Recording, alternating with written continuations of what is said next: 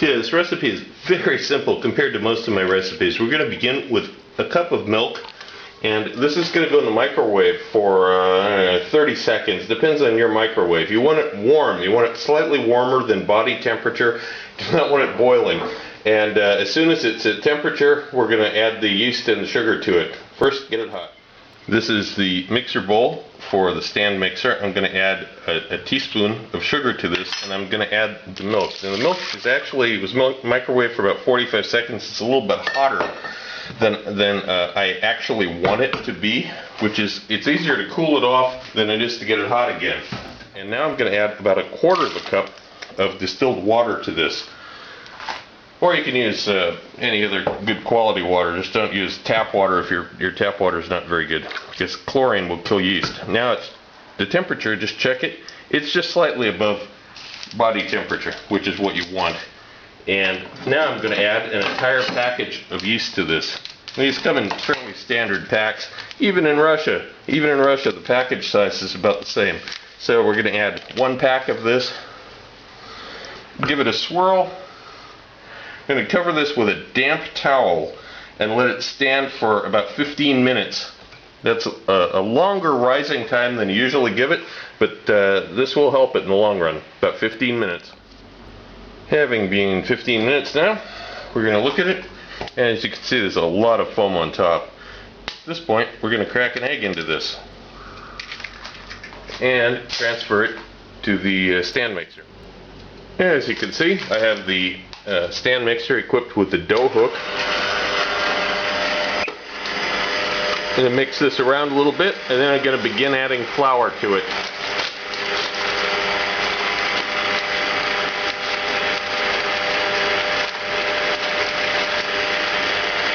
And the exact amount of flour that you add cannot be determined. It's going to be maybe somewhere in the neighborhood of 3 cups in all, but it's very difficult to tell. You have to just see how it goes as you're working.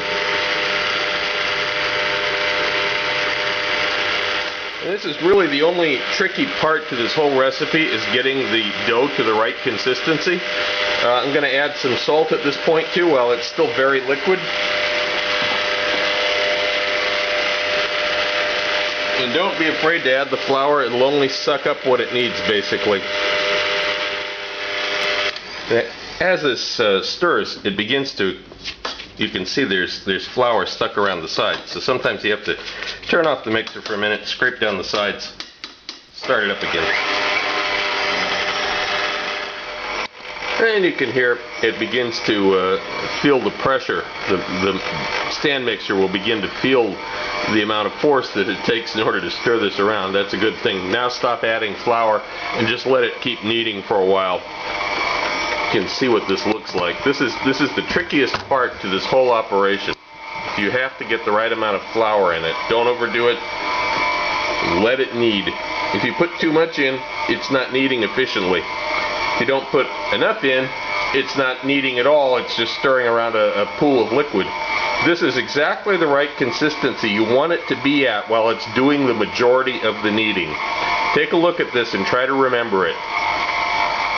I'm going to let it knead like this for about 10 solid minutes. During this time, you may need to add a little sprinkle of flour here and there, especially if you see the dough starting to creep up the sides of the dough hook. You don't want it to be stuck on the dough hook, and adding a little bit of flour, just a tablespoon or so, will cause it to loosen and begin kneading again. Add a little more flour.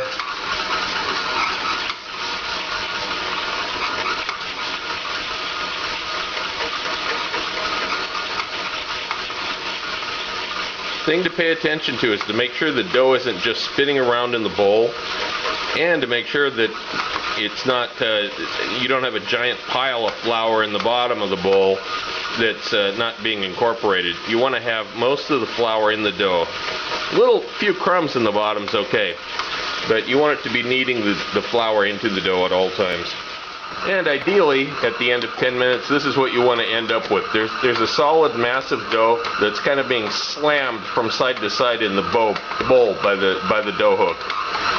it's very solid at this point, and now it needs a little bit of hand kneading.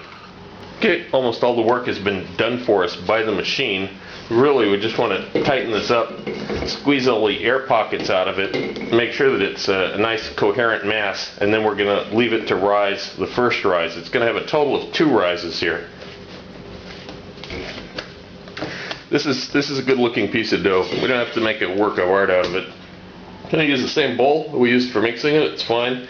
And this is a damp towel. I'm going to cover it, and I'm going to leave it to rise for at least an hour. You want it to make sure that the dough rises at least double in volume. It's been about 30 minutes so far, and the dough has risen up once. I'm going to punch it down, and we're going to let it rise one more time before we divide it out and start getting the naans ready. Now, while this dough is rising, we're also going to make our garlic oil for this. I pulled out about 4 ounces of oil from a deep fryer that was used for cooking shrimp. You can just use fresh oil. In a restaurant, we try to reuse everything, and oil from a deep fryer gets reused for things like this that are strongly seasoned. So within a few minutes, the garlic starts bubbling like this, and when the oil gets this temperature, let it bubble for about 2 minutes, and then we're going to pour it off to a bowl and just let it sit there. Let the garlic cool down in the very hot oil, and that's going to sit there and cool for about half an hour. And here we have it in a glass bowl cooling down. We're just going to let it sit like this until it gets quite cool, because if we try to grind it up like this in the plastic cup with the stick blender right now, it's just going to melt the cup and the stick blender. The dough has risen back up again, and now we're going to take this and form little balls about, I don't know, depends on how big a naan you want, of course, but about like this, just so it fits in your hand. I don't know, bigger than a golf ball, but not too much bigger. And we're going to set these on a plate or platter with a slightly damp towel over them and let them rise some more.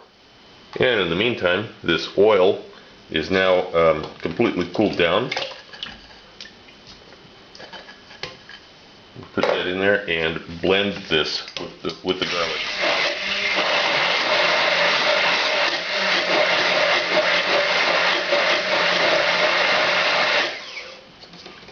Now this is the oil that we're going to use for cooking the naans, this garlic oil. Yeah, it's been a little bit longer. As you can see, these have expanded in size considerably from the near golf ball size they were originally. Now we're going to take these and put them on a floured board, work surface anyway, and flatten them out.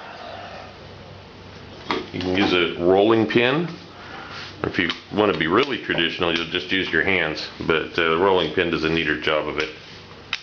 Meanwhile, hopefully you've got a hot cast iron pan set up by now. This pan is about 500 degrees Fahrenheit. Now we're going to brush it with that garlic oil we made earlier, liberally, and also add some salt to the pan.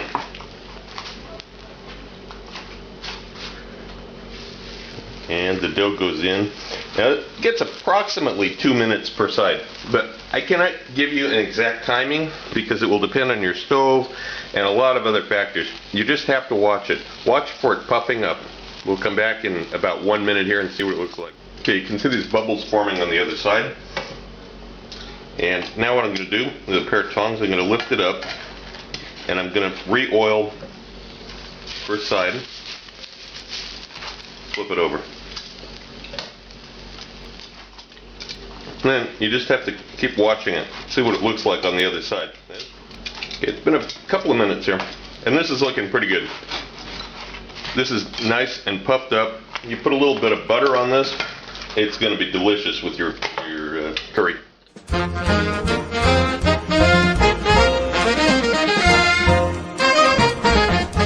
Also look for my cocktail book, Cocktails of the South Pacific and Beyond, Advanced Mixology, available through Amazon online.